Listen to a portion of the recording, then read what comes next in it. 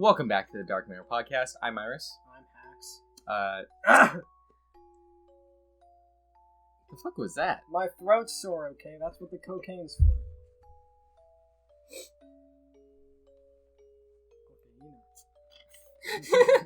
Anyway, so we're back for another Dark Manor podcast, which is pretty obvious because you're watching/listening to this right now. Another Dark Manor podcast?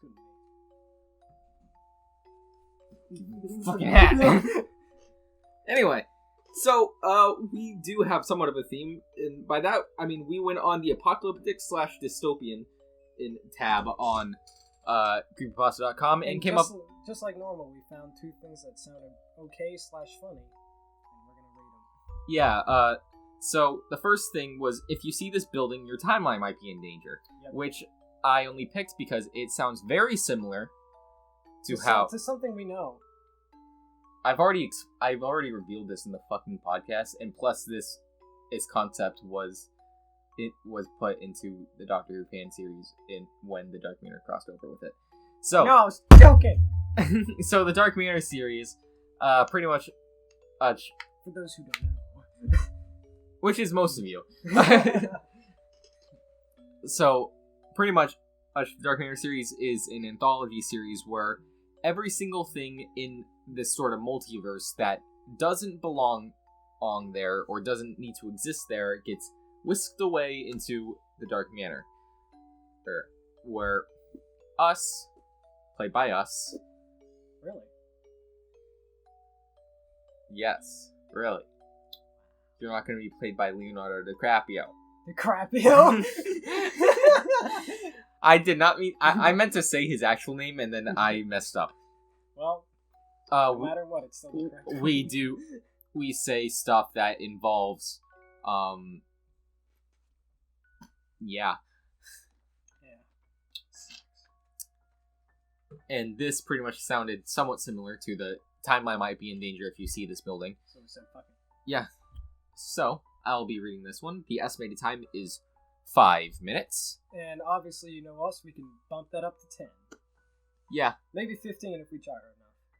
Or if we're with Fletcher, or if we have to wait 2 hours. Chester to shut up. Oh, where'd you go? If you can't tell, can't sleep. That's my first ever web series. Yep. Watch The Corrupted World instead. Listen to The Corrupted World instead. And then you can watch Can't Sleep. Yeah. Anyway, if you see this building, your timeline might be in danger. Written by Christopher Maxim.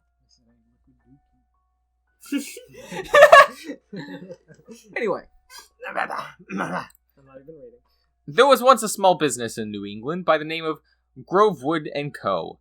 It existed for roughly 7 months, from April 27th to November 22nd. In the year 1913. At least that's true for one timeline. I'll touch on that later. Masquerading as a Cape Side souvenir shop, most of Grovewood & Co.'s customers were oblivious to the store's true nature. Only the rich elite were granted access to their secret arsenal of products. Like the massive amounts of rocket launchers and dildos. And dopamine. A perfect combination.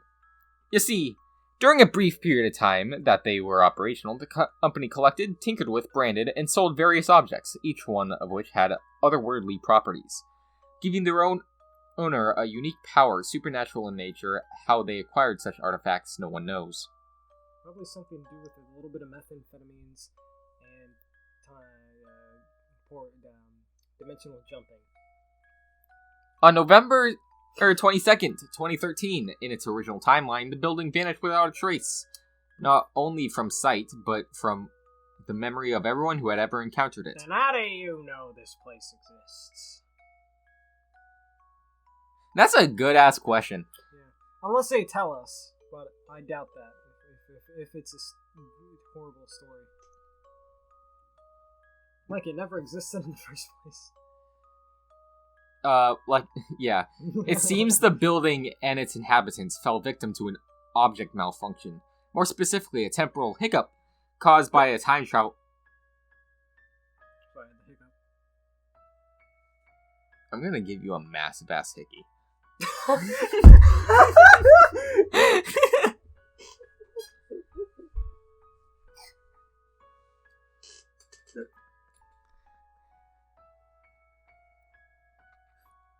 So the hiccup was caused by a time travel device as it was being sold. Parentheses, the origin of this anomaly is more than likely the defense mechanism of the device itself.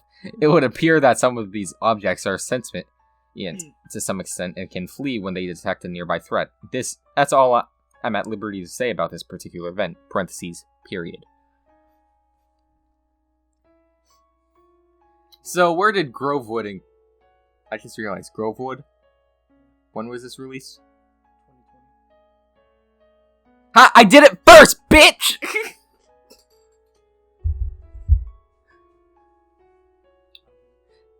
The Grove. I'm stupid. So where did Grovewood & Co. unwillingly relocate to? To the Grove. That's a loaded question. The building, it seems, is constantly jumping from place to place, year to year, and timeline to timeline. It's a bitch to track down, but with a little luck and great deal of skill, I'm able to do my job just fine. What is my job, you ask? The TVA or something? I guess. The fuck is that? Oh, it's you opening the piece of paper. Oh, yeah. Where is it? Oh, sorry. Find him. This was back when Can't Sleep was originally going to be... Yeah, you can see it here. Yeah, all those on Spotify, we are watching Can't Sleep, the web series that I made of Slenderman, and it was originally going to be in the same universe as Marvel Hornets until I decided to make it its own thing because of this fucker.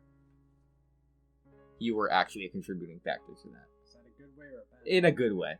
Let's be real. And then it went downhill. We don't talk about that. What is my job, you ask? Well, I'm responsible for keeping the building and its objects from destroying the multiverse as we know it. You know, the usual 9 to 5 bullshit. I will say TVA, but also SCP Foundation. I didn't know we were in the fucking Marvel universe. Wait, shit. What the shit? Wait, shit. I just remembered we told each other that we were going to do SCPs this week. Anyway, welcome to the Dark Manor podcast. In all honesty, I'm a lowly office peon where I'm from. Is that how you pronounce it? Peon? Yeah. Peon me, daddy. There are people I think we found another one. What? Found another what? I don't think you want me to say that in front of the camera. Especially if you found another kink? Yeah. I mean, I was just gonna straight up say the other one. We don't talk about that. In all honesty, I'm a lowly office peon where I'm from. There are people getting paid a hell lot more than I am doing much more important work. All I do is tap into the multiversal time grid trademark and post messages in timelines where the building is likely to show up, in the hopes that some might believe me and heed my words of wisdom, should they need them. But don't worry! There are greater precautionary measures in place. This is just a small, added measure of protection. Parentheses. Note, so far, the building has been spotted in 432 locations. Exactly 26 timelines were discovered to be worthy candidates for the next jump. 25 of those are now considered safe. Your world is number 26. Parentheses.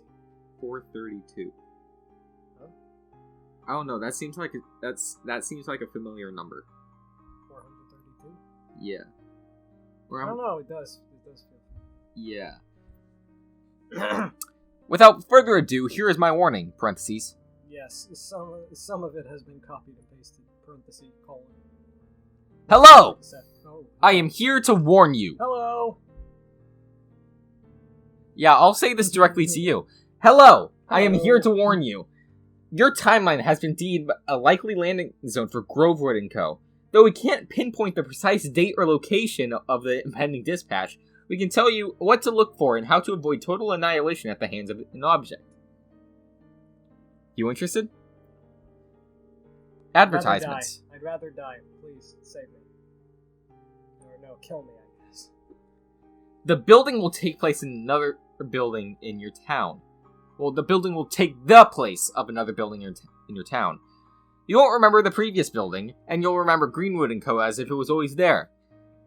As will its workers. Upon entering, you might feel like something's not quite right. Though it exists in your memories, part of your brain may fight the narrative and make it increasingly unfamiliar.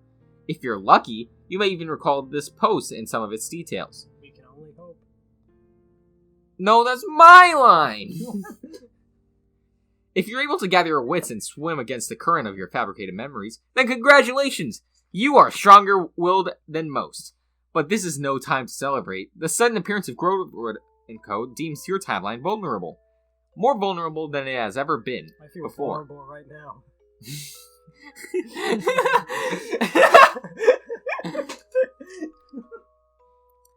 It's up to you, the only person wise to the charade, to fix things, if only temporarily.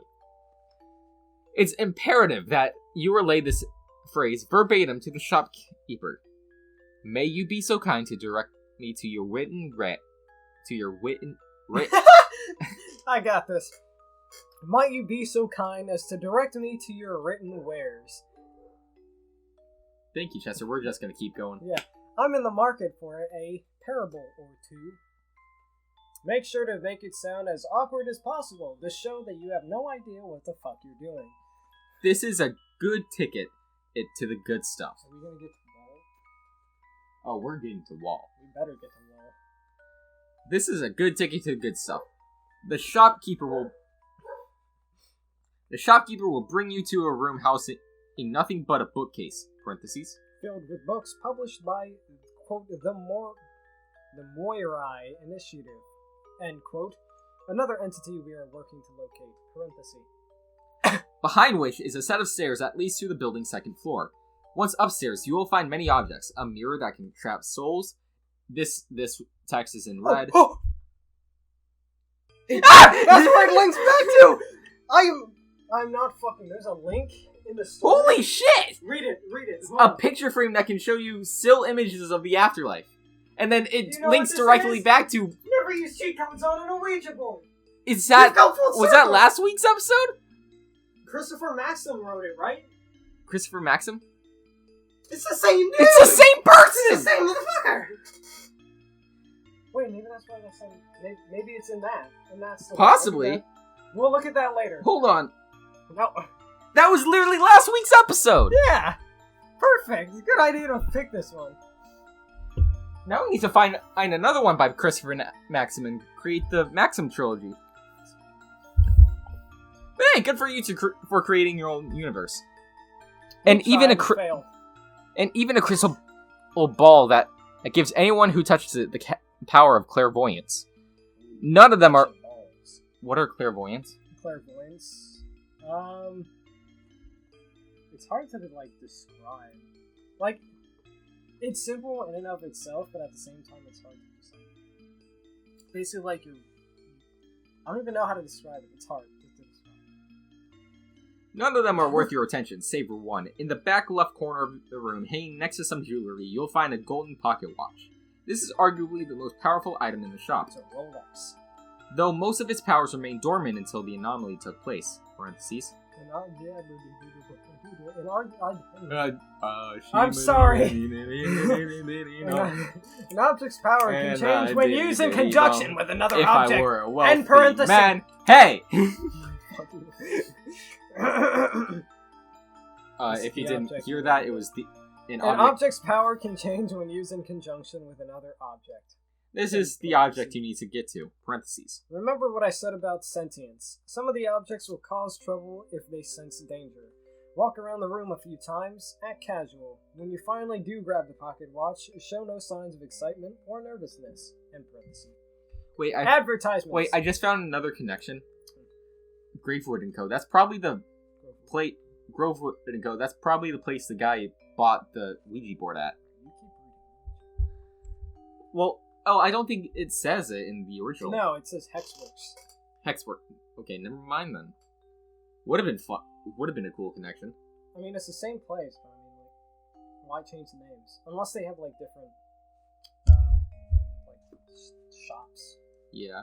On the front of the pocket watch is a large ampersand. On either side of it are GW and Co. Respectively, denoting the shop's branding.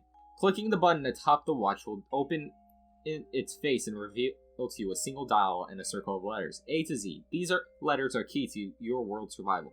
The pocket watch works like a combination lock. Spinning the button will move the dial to the letters of your choosing. It is very important that you enter the vaulting sequence, right? O left, V right, A left, I right, L left, I. Rovile? O'Viley. Auto parts. Ah! Oh my god. No, the pocket watch isn't the device that's caused the temporal disturbance. That one is still MIA. But parentheses. Parentheses. That one is still MIA, end parentheses. It does have similar properties. Entering this code will reactivate the anomaly and jumpstart transport. Grovewood and Co. will jump to the next timeline. Grovewood and Co. will jump to the next timeline, and you will more than likely have no memory of the events that transpired. That's it? Really? Yes, that's it. Glad you played your part. Moving the building to its next destination is the greatest thing you can do. It allows us more time to perfect our endgame plan, parentheses. Currently in development. Parentheses. The multiverse is at its safest in between jumps. The longer the building sits in the timeline, the greater the chance there is someone messing with the pocket watch or another object at the shop. I have a question. Yeah? What if this goes on before phones? How do you get the message? Then that timeline's fucked. Oh well. We'll just get a fax. In the shop. And creating a chain of events that inevitably lead to the destruction for all we know. Advertisements. Having said that, keep this in mind. Oh, If your finger slips or you fail to recall the combination properly, you are endangering everything. One wrong letter, one wrong turn of the watch's dial, and all layers of physical reality and consciousness might intersect, creating a cataclysm that may very well end all existence. Finally, good way to die. No pressure or anything, buddy.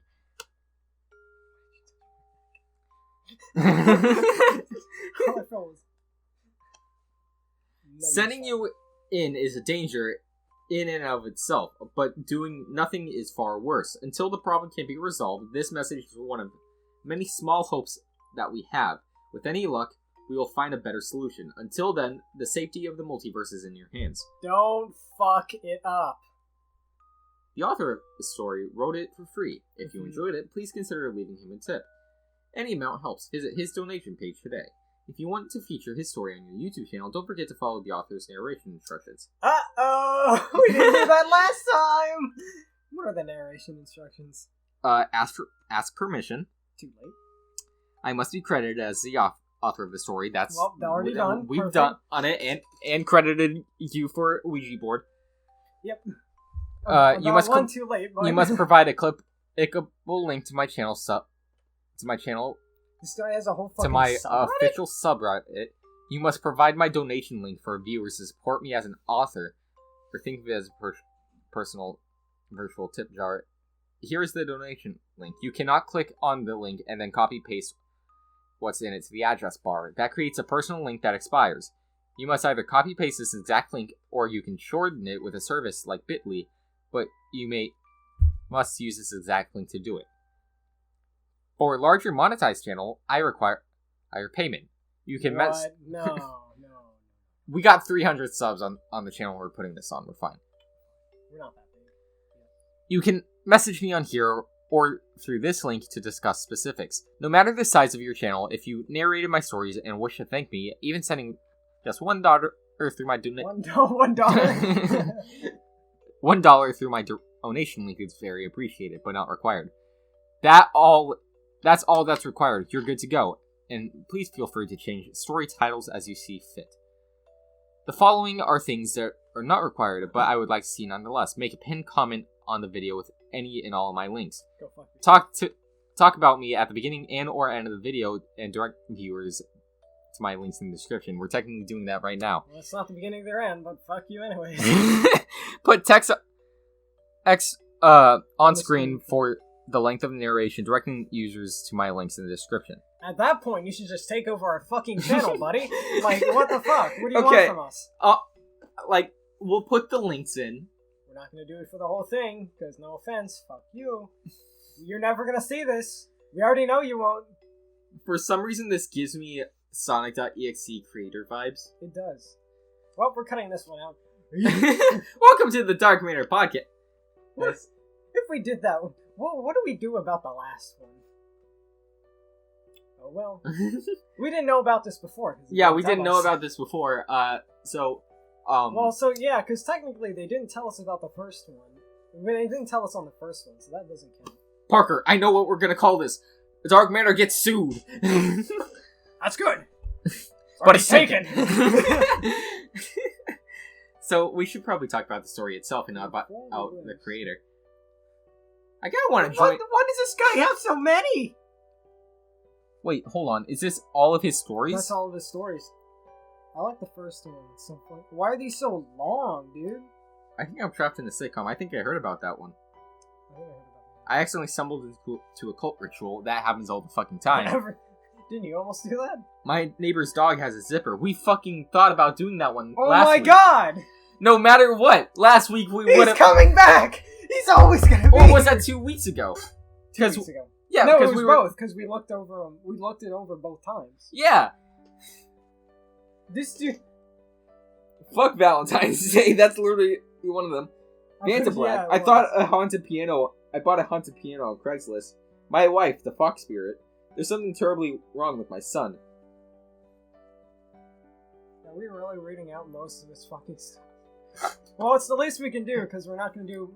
Let's be honest, we're not going to do any of this shit. Is that our our series arc? Are we just going to read through every single one of his stories? No. We just make sure that none of the ones afterwards are involved in it. We have to now. I ain't doing this shit for him. This guy can go fucking, what's the word? Not advertise. Advertise himself some bitches? I mean, he can do that too. Like, this guy's got a whole fucking... This dude has a whole fucking subreddit for himself. He has fucking books on his shit. Holy shit, really? He's got books. Well, that's probably why he wants credit, because he's a professional author.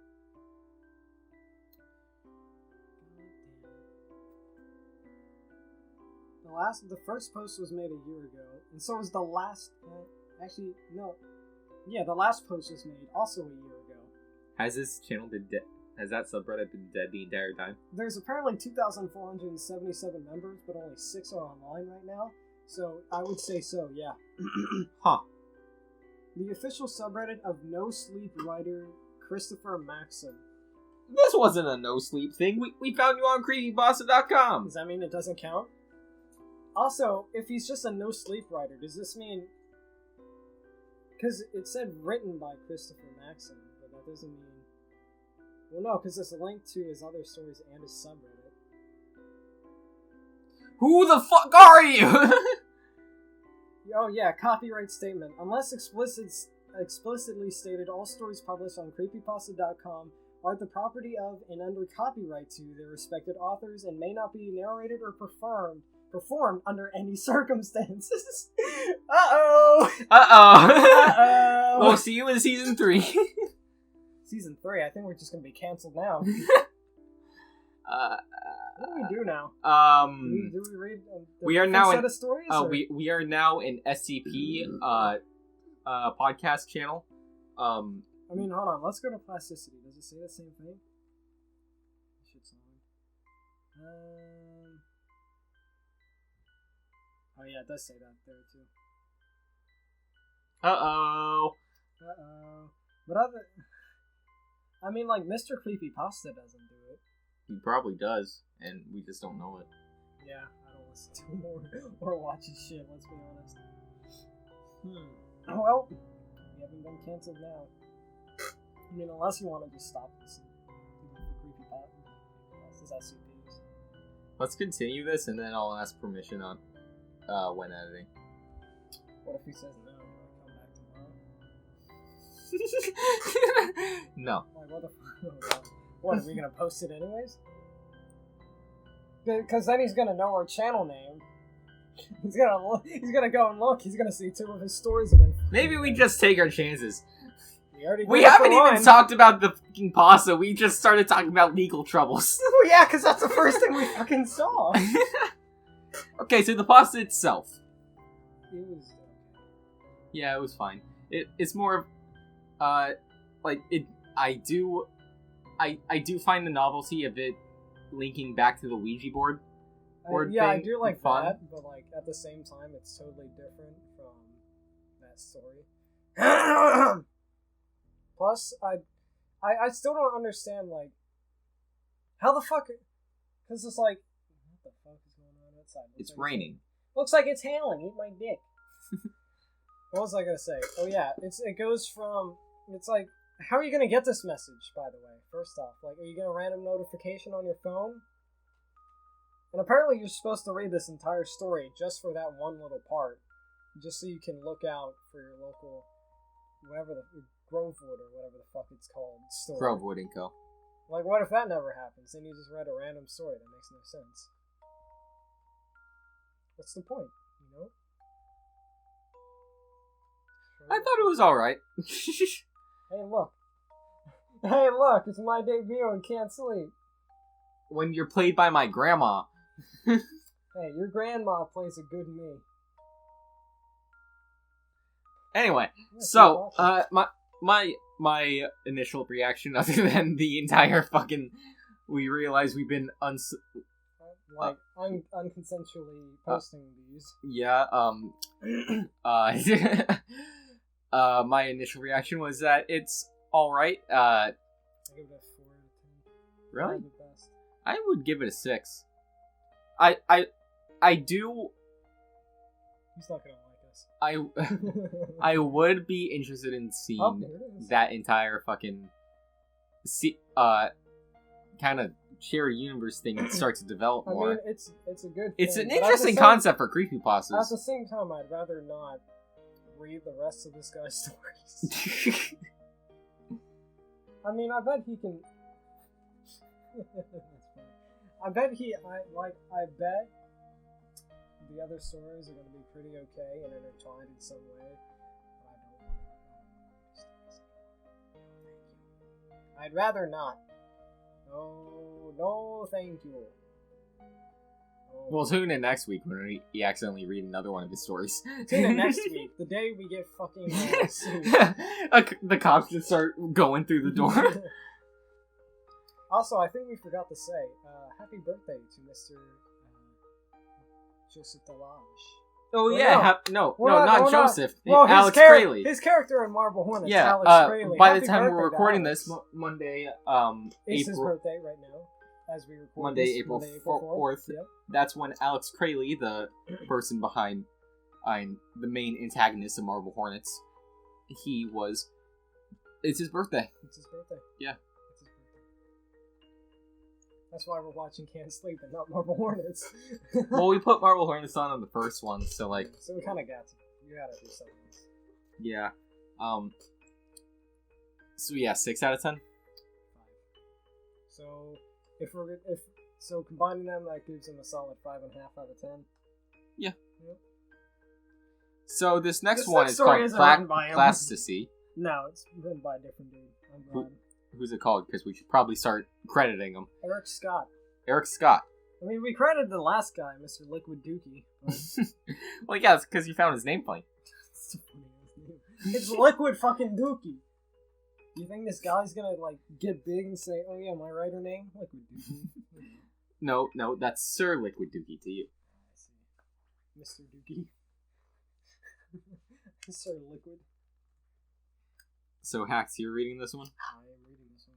So, we read part of it, just to kind of see what it was. I like the first part. It sounds weirdly horny. Yeah, but we'll it's the Dark Manor podcast. That's what do you expect? also why I'm reading it. It's the Dark Manor podcast. What do you expect? So, Plasticity. I remember my first kiss. What boy doesn't? Lisa Miller's soft, wet mouth pressed into mine as the salty flavor of her tears coated my lips. The taste I still remember after all these years. And she was gone. She fucking dead. I was 11 when the plastic men came. Sydney called them Huh? And plastic. Sydney called them polished men because of their blank faces. Polished men because their blank faces reminded her of the polished plaster sculptures her mother collected. Their featureless faces, like saran wrap pulled tightly over bones, still haunt my dreams. They wore bowler hats like old English that's fancy. businessmen. Oh, yes. Fancy plastic man. Make that a little smaller. Put up your fisticuffs, man. No. Oh, fuck. Hey, why are you assaulting me this time? That's the other way around. One of the kids from New York called them city gents, but I called them plastic men because I knew what they were. Most of us witnessed our parents' death. I can still hear my sister Tina screaming from her playpen as Mom and Dad lifted into the air, their cracking bones resounding through the house, their skin pulled taut. An ivory film washed over them in undulating waves. When I reached out for my mother's arm, her skin felt mushy, like grabbing a sponge soaked with wet paint. It's very fucking specific. Heat radiated from their bodies, and I watched the skin and bones melt into a puddle of red and white slime, soaking into the carpet as Tina continued to scream. I'm told every adult disappears from the planet in less than an hour. Sorry, what the fuck does this have to do with the first paragraph? I have no fucking clue, but I guess it's connected for some reason. When the plastic men took me, I begged them to bring my sister, but they ignored me. I never saw her again. Now, as a man, I regret that I didn't do more for her. I try not thinking of her last days, left to starve in her playpen. They brought me and other children to a place called Grover's Farm. You gotta be fucking kidding me! Called Grover's Farm in Orange Grove. They made us work in the fields and pick oranges. Sydney said there were places like ours all over the world, and soon we would all disappear. This was released in 2020 still. I still did it first, bitch! There wasn't any way she could know, but I believed her. Looking back, I think the work we did meant nothing to the plastic men. They never ate any of the food. Hell, I don't even know if they ate food at all. I believe the work just occupied our time while they waited until we reached the age they could turn us. They always took 2 boys and 2 girls between the ages of 7 and 16 every month. I don't understand why at the time, and I still don't know why they only took 4 of us. Sydney said it was because they needed 2 couples, 1 main and 1 backup. All of that, Sydney was right about. Can I make the prediction? Yeah. Sydney's a bad guy. Like one of the people that is like, hey, yo, what's up, buddy? And then stabs you in the back. Literally, probably. Sydney said it was because they needed 2 couples, blah, blah, blah, blah. Of all that, Sydney was right about. I think she was wrong about that. I've read a lot over the years to try and make sense of what happened to us. That part still leaves me bewildered to this day. As I sit here writing this, I can see Lisa's face. I wish I could picture the girl I knew from middle school, the one with the bright blonde hair and boisterous laugh that echoed through our lunchroom. But all I can retrieve from my memories is the day they took her. When they pulled her away from me, her body floated off the ground, summoned to the circle as if she were a moon orbiting the plastic men who stood in the center. Static electricity charged the air as each of the 4 children hovered, as graceful as the saved ascending to heaven. Awesome. The terrible sucking sound followed as the plastic blurred their faces, replacing our friends with a mannequin version. They hung above the dirt ring, their faces wiped clean of familiarity, disappearing in the fake plastic stairs, like the plastic men who watched from the side with their bowler hats and 3-piece suits. Except for Toby. Holy shit! Tiny 12-year-old Toby, with his red hair and pale face peppered with freckles, resisted. His face contorted like the others, but with a shake of his head, his features returned, a look of bewilderment in his eyes, and his body lowered to the ground. When he touched down, the plastic men slid over to him. What is this, SCP-173? Yes. But their movements were not their typical smooth line. They flickered as if slipping and tripping through space and time. Vibrations like minuscule waves across a white desert covered the blank plastic sheet that bent to form expressions on their dead faces. Toby had hurt them. Good for you, Toby. They took him by their arms and whisked him away. As we watched, the rest of the plastic men moved aside. Lisa and the others still hovered as the plastic overtook them completely. I stared at Lisa's hand, the same hand I held on our walks, and watched it solidify into a hard, synthetic shell. When I tried to leave, Sydney grabbed my arm. "They're eating their innocence," she whispered, looking over each shoulder. I'll be the next person. Her eyes darting side to side. "Well then, you're safe," laughed Ronald. Fuck off, Ronnie, Sydney shot back, her dark hair falling across her forehead, allowing only glimpses of her cold blue eyes. "I found the path yesterday when you were all jerking off with your football. There's a way out through the generator room. There's a path through the field that leads to the woods. From there..." "They'll just bring you back," argued Ronald. Sydney had narrowed her eyes, shaking her head. She hated when people interrupted her. "If you get out of range, they can't find you." "You don't know that. They'll kill you." "They'll kill us anyways, and with me and you, Tubby, it's gonna be real soon. We're almost old enough." "That's crazy. You're going to get yourself killed. Just leave me and Charlie out of it," said Ronald. I guess my name's Charlie. "Pussy," spat Sydney. "Stay here and die. See if I care."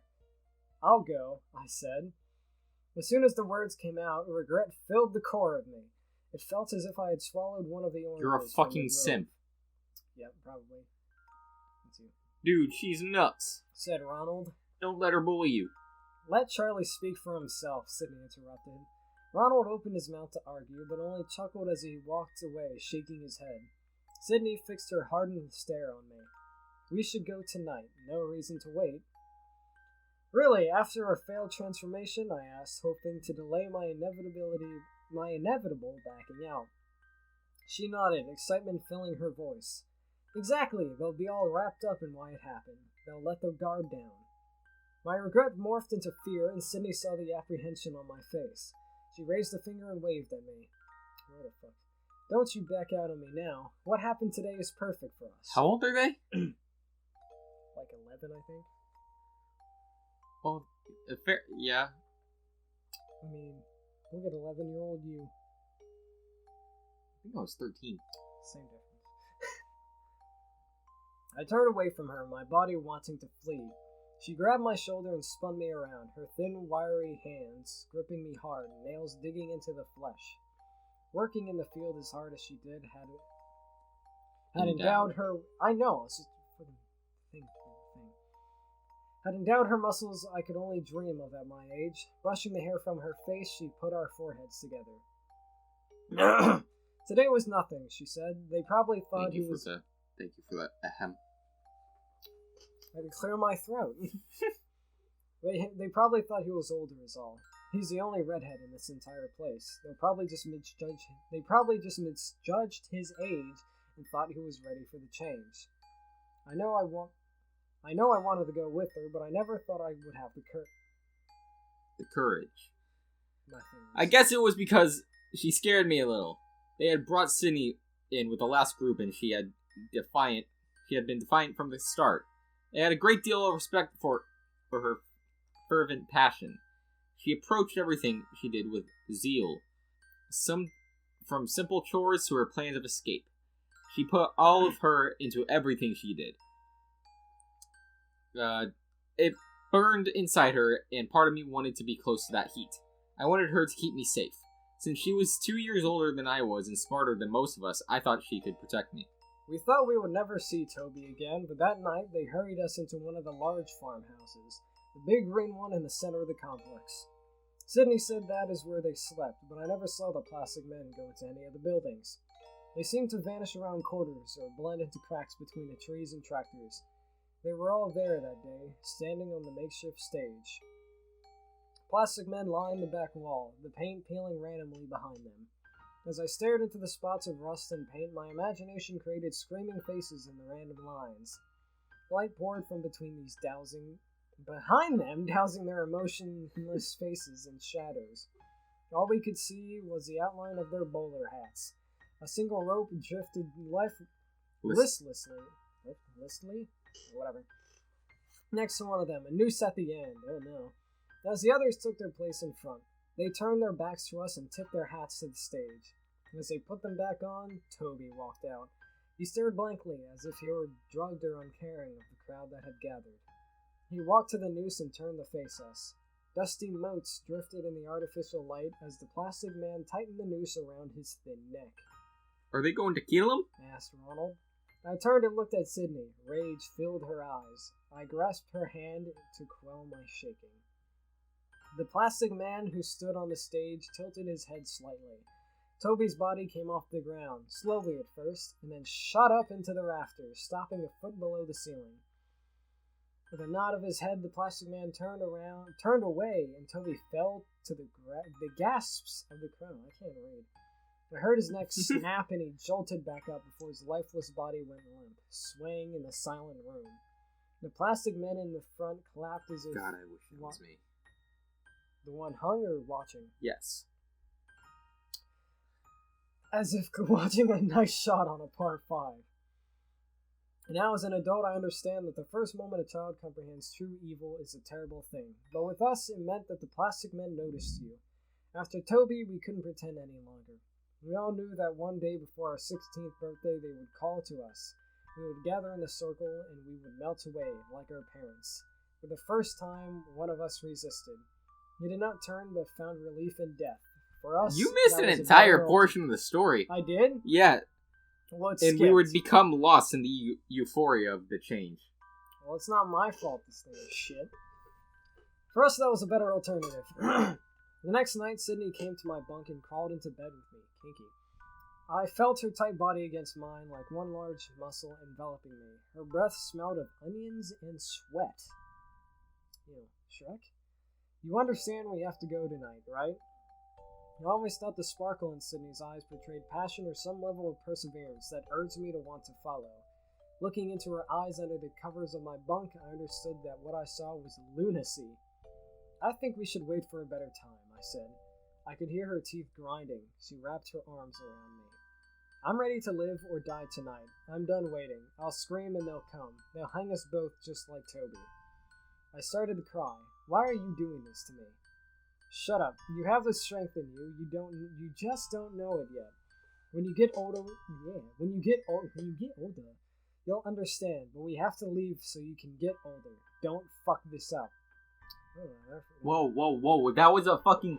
That was language. That was harsh language. We're going to have to put explicit content warning onto this video, as well as the credits to that one guy from the previous story. 1 second and that's it. Yeah, not safe for kids. They said don't fuck it up.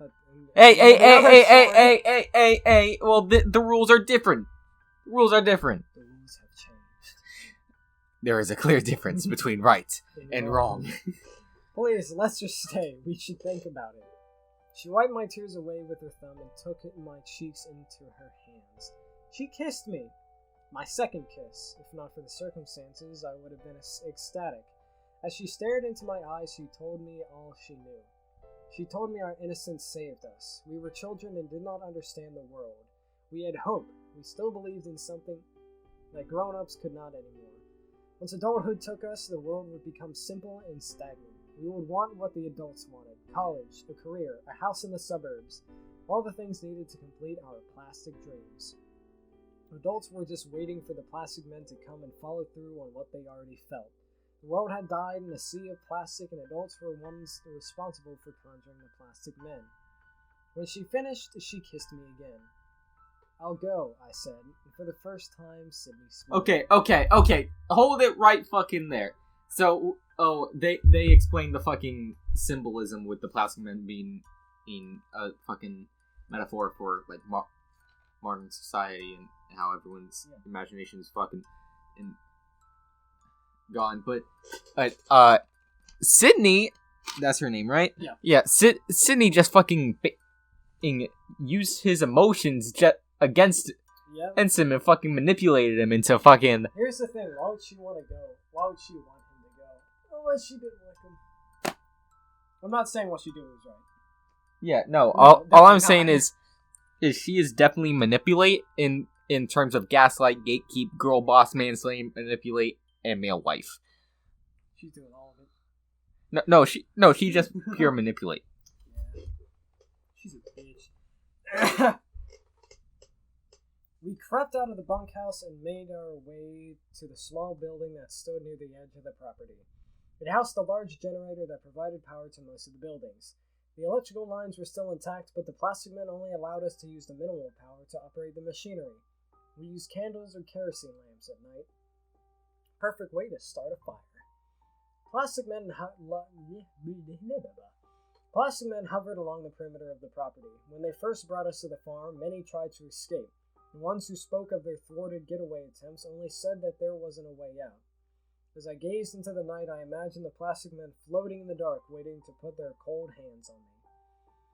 You see that small hole, said Cindy, pointing to a crack at the bottom corner of the building. It looked to be about the size of a rabbit hole. You'll never fit through there, I said. You let me worry about that, said Sydney, peering around the corner. All you need to do is pry up the wood and squeeze through. It's one of the drainage channels. You'll have to slide all the way to the other end. Once you get to the other side, bust your way through and you'll be right at the edge of the woods. Start running and don't look back. Got it. I nodded and she hugged me. She turned and sprinted to the building. I followed, keeping my vision focused on the crack at the corner like a well-shot arrow. When I reached it, I gave the slat a quick tug, and the cracking of the wood sounded loud in my ears. I did not look back. I scurried under and made my way into the dark corridor. After a moment, my eyes adjusted to the room. A mixture of wet dirt and mouse droppings squished between my fingers, and the smell of burning oil overwhelmed my nostrils. Really? That's gotta be the first time I have seen you audibly uncomfortable at a creepypasta. That's just nasty, dude. Wet dirt and mouse droppings? It's the mouse shit that gets me, mainly. Yeah, and we read Rap Rat. We didn't talk about rap shit. Yeah, rap but it was shit. Fucking terrifying. It was? For you? No, for everyone. Said who? Said the 10 out of 10 it got. Yo, is that a diamond sword? Oh, that's good. It most likely is. Keep going. I covered my mouth to stifle a cough and tasted the room. But it was in your fingers! Yeah, but it's like... And then... Yeah, he probably went like that. Not like...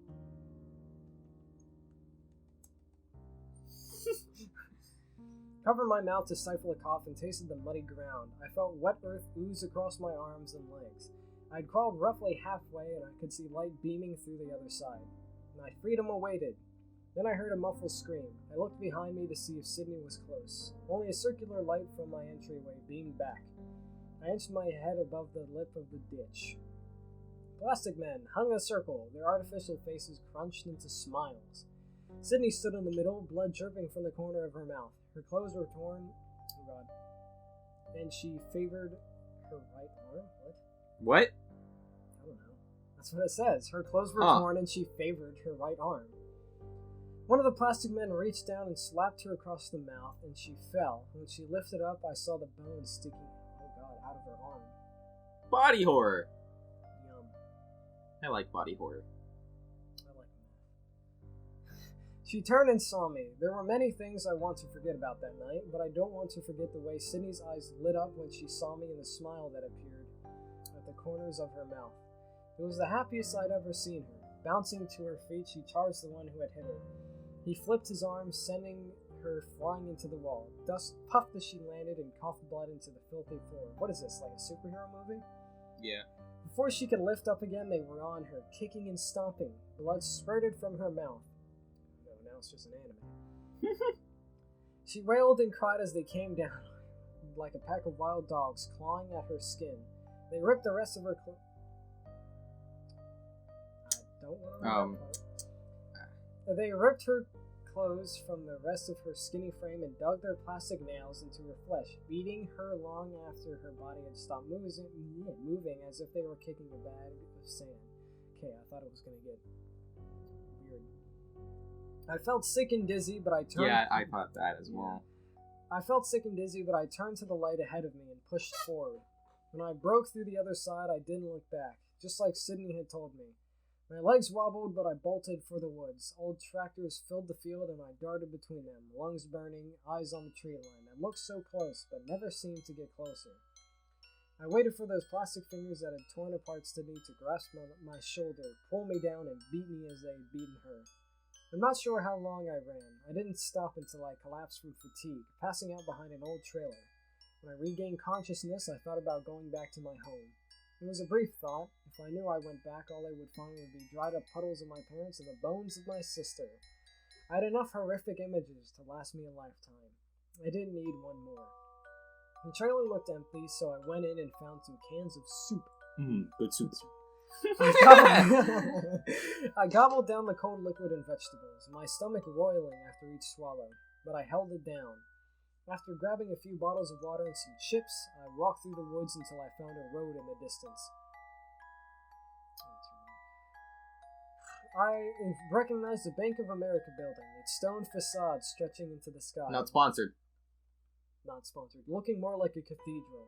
The copper and gold roof reminded me of the Mayan stepped pyramids we learned about in social studies. Again, not sponsored. What would we be sponsored by? Bank of America! And the Mayan... I think the Mayans are fucking dead. They are. Light reflected off the synthetic casing that enveloped the building and bits of plastic clung to the antenna at the very top. I started walking toward it, knowing that I would run into civilization soon. Excuse me. I still had hopes I'd find more people, specifically adults. Part of me believed that adults still survived somewhere, and that the army or someone had planned to destroy the plastic room. I just needed to find them. I came to a sign that read Lock Haven. Remember that our 4th grade class visited the reservoir in Lock Raven. Lock Raven to learn about the ecosystem. As I hurried down the road, I noticed the silence for the first time, as if I'd walked into an echoic chamber. My ears felt stuffy, and the pounding of my heart filled the void. I constantly spun around, expecting the plastic men, with their faces devoid of life, to be there standing. Waiting. Whatever. It's waiting, not standing, you bitch. Eat my ass. Why change the story? We don't even have official permission to read it, and you're changing it? So we're reading it now? I reached my first neighborhood, elated that I'd find someone. Houses stood in stillness in the midst of the dim morning light, as if a lampshade covered the sun. Filmy residue shrouded the sky, and for the first time, I really saw the plastic that covered the world. Pieces floated through the air like jellyfish in the ocean. Clouds faded in hazy light, like the light in the gas station bathroom, gave the street a dull ambience. I don't know why I said it like that. It was like a mix of ambience and ambience. Shadows of darkness crept at every corner. Plastic, like a virus, spread across the ground in tendrils. It covered the grass in large circular patches, stretching like tarps thrown over a baseball field. Lines of thin plastic, like the silk from a spider's web, clung to every tree and house. I couldn't stop staring at the artificial scenery until I noticed her. A small girl, sitting on the center of the road, legs crossed, rocked her head side to side as if listening to a familiar song. I approached her, stepping quietly. Her eyes closed. She hummed, continued to bob her head. She looked to be my age, perhaps a year or so younger. Oh, can I call it? It's his sister. I wouldn't be surprised. She hummed, continuing to bob her head. No, I was at golden ballet slippers glistened against her pale skin, the laces as brilliant as sunshine. Her dress, a spiral of blue, red, and yellow, radiated in the bleakness that surrounded her. Freckles under her eyes and across the bridge of her nose enhanced the blossoming red of her cheeks. Advertisements! Hello, I whispered, trying not to startle I'll be her. I mean, you can be whatever you want. Okay, so now you're against being with me, and you give me mixed signals here at Hacksaw 00. She gently opened her eyes and smiled. Copper irises laced with ebony stared back at me, her look warm and inviting. You escaped, she said plainly. Her voice calmed and made me uncomfortable simultaneously. I nodded. Pieces of plastic, like weeds, scattered across the garden, shriveled around where the girl sat. Do you know what's happened? She asked. They killed my family, I said, the words escaping my lips before the emotion registered in my brain. I started to sob. She smiled softly, her expression knowing and sympathetic. Yes, they did. But they have not won. Not yet. She stood and took my hand. Her scarlet hair dangled in long strands. Turning, she pushed towards the plastic that crawled across the ground. They receded like the waves of the ocean. Squeezing my hand, she lifted my arm in the air, passing it over the ground. Strands of plastic pulled back and flittered into the air. Did you do that? I asked. Yes, I will show you. She raised her arms above our heads and I felt power, electric and geothermal, surge through me. It came from the ground, the trees, the sky, the core of the earth. Burning like molten lava, coursed through my veins and pain touched every molecule of my body. Tiny needles prickled my skin, numbing all feeling. Tears streamed down my face. I tried to let go, pull away from her. But she held me tight, her grip reminding me of Sydney.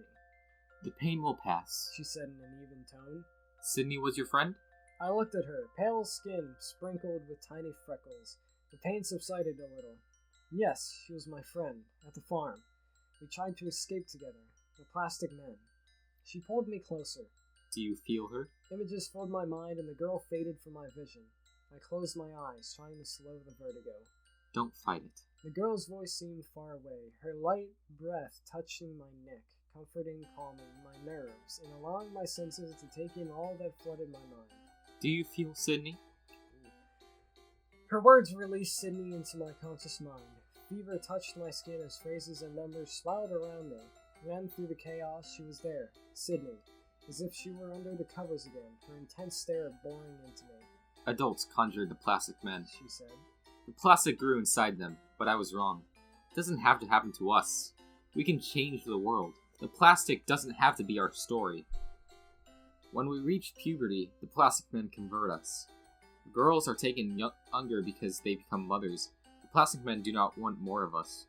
Children can grow up and have children of their own that do not desire the plastic world or crave the loss of earlier adults. We can be connected again.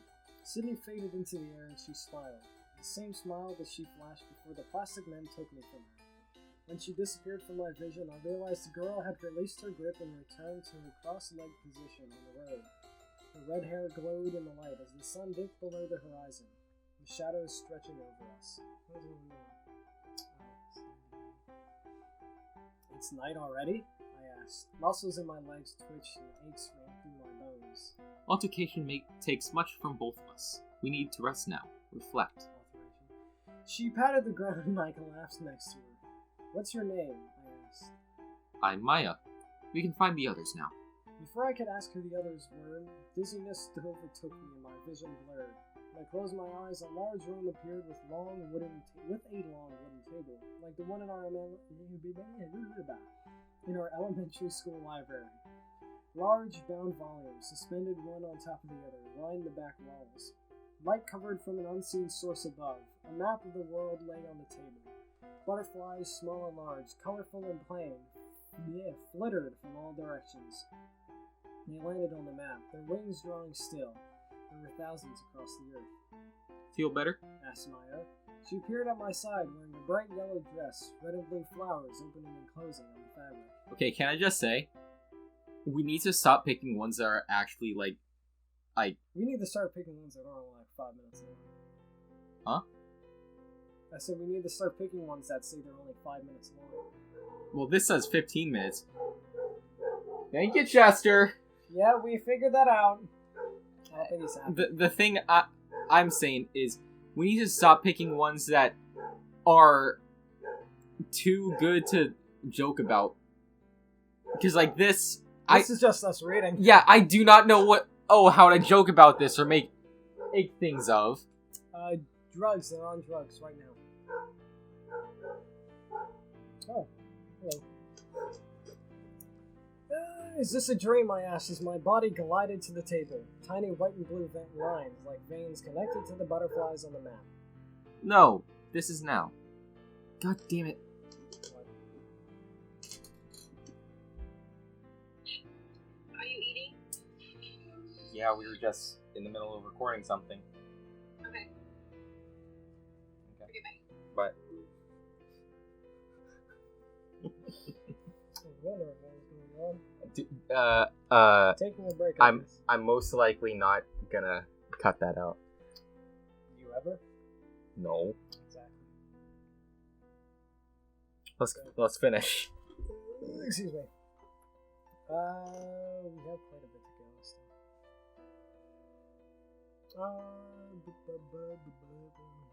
Not too far.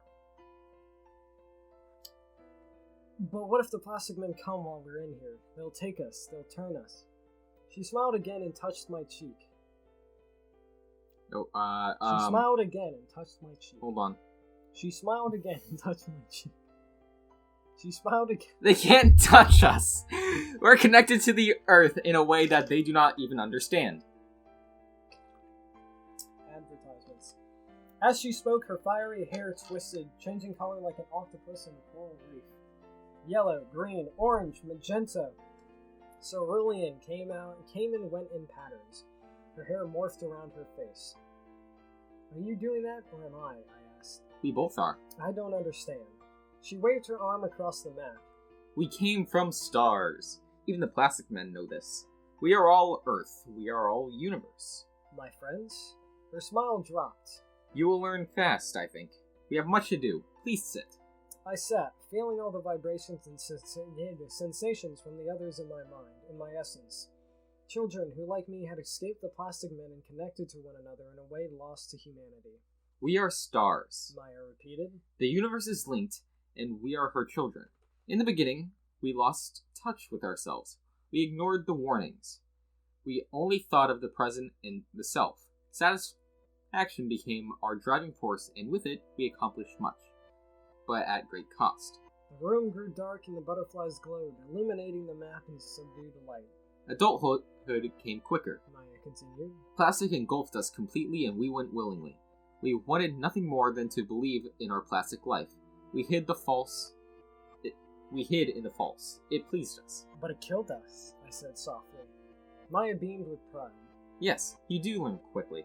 Tears welled in my eyes. My friends at the farm, Sydney and Toby, I should have done something to save them. I'd like to point out, this kid's a bitch, he's a pussy, he's a crybaby. As I spoke, Maya tilted her head as if listening to someone calling her name. Her eyes widened and a smile grew from the corners of her mouth. Your farm is open, she said. What do you mean open? I asked. Toby, they took him on... That's me. Oh, Toby, they took him unnaturally. The area is weakened now. Her eyes narrowed and her smile turned sinister. The plastic can be melted. We arrived at the farm the next morning, and I could feel power emanating from Maya. When she took my hand, my mind connected with her in the earth. I drew power. What kind of fucking psychic shit is this? I have no fucking idea. Stop! I drew power, feeling it, like a switch flicked on as it spiked inside me. When the plastic men saw us approaching, they turned to run. They understood the power inside of us, and I tasted their fear on my tongue, savoring the flavor. Plastic. Maya would not allow them to escape. Fire encircled the farm, and I felt the flames tickling my skin as I helped her maintain the perimeter. Slowly, we compressed the circle of flames, herding the plastic men into the center of the field. The children from the farm, timid and tentative at first, gathered around. Maya rose into the air, hovering over the plastic men, her eyes like lakes of lava. I purged this plastic, she proclaimed, her voice carrying across the field. She spread her arms wide, and I used every bit of my newly found abilities to hold the fire ring in place. Sweat beaded my forehead as I exerted all my inner strength to hold them. Maya raised her arms above her head and closed her hands into fists. When the flames constricted and swallowed the plastic men, they screamed as the fire shredded their bodies. Their bowler hats and suits exploded into flame. The fire intensified and my nostrils filled with the toxic smell of burnt plastic. As the fire subsided, Maya floated down to the ground. This is just like fucking like Phoenix from X-Men. The Dark Phoenix, but yeah. Whatever, shut the fuck up. What? You say a nude thing, and I will say it back. Her face slathered with sweat. She reached her hand out to take mine. Her touch felt hot and clammy, but it reinvigorated me. You did well, she told me. You will improve each time. My hands trembled and she raised them to her lips, kissing them gingerly. Heat from her touch warmed my skin. She turned to the children who stood in disbelief. We are few, but we are strong, said Maya. Charlie and I will guide you. The plastic will be purged from this world. That was 10 years ago. We've had many victories and some defeats. I lost Ronald to the plastic a year ago today. No! Fuck Ronald! He grew up to be brave, but he let himself open to plastic dreams and they converted him. Plastic men still control much of the world, but we are beating them. Maya and I have children of our own now, and my power continues to grow. Our only obstacle is within us. Our false fantasies are hard to resist. Some of us fall, but we keep fighting for our future. The world we desire does not need the plastic. We should not read that one. Is that because it was too... It was too long, personally, and it wasn't... We weren't able to make jokes. Yeah, it was more of a... Yeah, it's good, but nothing, like, too substantial, as well as nothing too funny to make fun of. It's the video titled Time Shift. Yeah. Hey, look, you know title sequences. It's a cameo by me. Look at that. You see that forest? That's the darkness. I get that 7 out of 10 rating. For honestly. The story, I'll give it 7 out of 10. I feel like it doesn't even deserve to be a creepypasta. I feel like it's more of just a book. Yeah. It's like a good short story. Yeah. Well, it's 15 minutes, so that's technically a short story. It's supposed to be 15 minutes, but this has gone on for an hour. Yeah. I mean, the concept is nice, but, like, the message is pretty blatant, which is fine. Yeah, message, get rid of the plastic. Stop climate change. Stop climate change. But also keep your imagination, which is what that pretty much is. Why was the first... what did the first paragraph have to do with, like, any of the rest? Because, like, they went from doing, oh, and then her lips touched mine, and then it ended with fucking someone floating high up the sky, making fire rain down from the heavens. Like, I don't know, I was reading a fucking, like, superhero origin story or some shit, based in some apocalyptic future. This would make... like those dystopian novels like Hunger Games and Maze Runner, it would fit right novel, in. Yeah, but it would fit right in with it's those. Not a good creepypasta. Yeah. It's not even a copy pasta. It's just pasta. 7 out of 10 for story-wise, but I'm gonna give it a 3 out of 10 in terms of if it should actually be a creepypasta. Yeah, I also give it a 3 out of 10 of just, it's not funny enough. Well... You would think with the first paragraph we could make a joke about the entire thing. Like, you think you can be a meme, but... Nope. Yeah. Anyway, this has been the Dark Manor Podcast. I'm Iris. I'm Max. Good night. Fucking hell.